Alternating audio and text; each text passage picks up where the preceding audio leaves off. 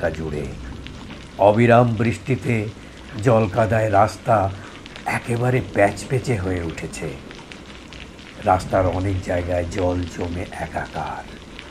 সব ধরনের যানবাহন চলাচলে অনুপযোগী হয়ে উঠেছে।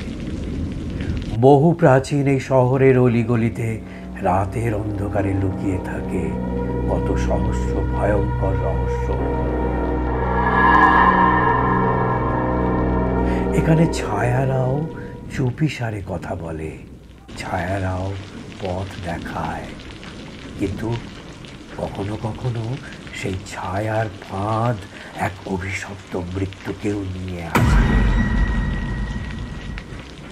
মায়া একজন ডাকসাইটে সাহসী মহিলা সাংবাদিক। জরুরি কাজ সেরে দিল্লি থেকে ফ্লাইটে এসে কলকাতা দমদম এয়ারপোর্টে নেমে ট্যাক্সি করে নিশ্চিন্তে বাড়ি ফিরছে। মুষলধারে বৃষ্টি পড়ছে। হঠাৎ বিকট শব্দে বিদ্যুৎ চমকালো, আর সঙ্গে সঙ্গে লোডশেডিং হয়ে গেল। চারিদিকে ঘন অন্ধকার, শুনশান রাস্তায় ঝিঝি পোকার এক টানা ডাক মধ্যরাত্রির নীরবতাকে ভেঙে কেমন যেন নিস্তব্ধ করে তুলেছে। পাশের গলিতে কিছু কুকুরের কান্নার করুণ শব্দে পুরো শহরের পরিবেশ কেমন ভয়াল, গা ছমছমে হয়ে উঠেছে। এমন সময় হঠাৎ মায়ার ফোনটা বেজে ওঠে। মোবাইলের ওপার থেকে এক ভয়ার্ত পুরুষ কণ্ঠের আওয়াজ ভেসে আসে।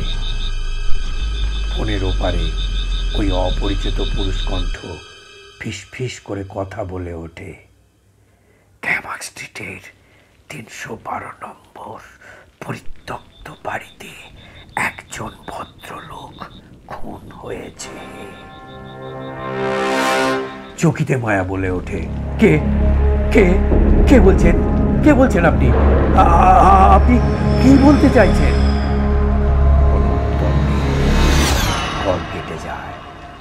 মায়া সঙ্গে সঙ্গে ড্রাইভারকে গাড়ি ঘুরিয়ে ক্যামাক স্ট্রিটের দিকে নিয়ে যেতে বলল। তারপর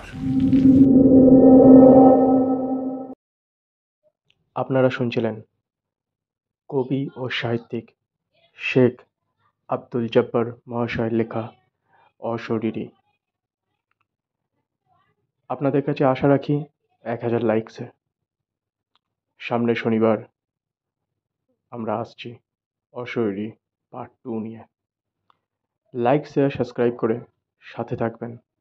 আপনাদের সাপোর্ট অনেক বেশি দরকার।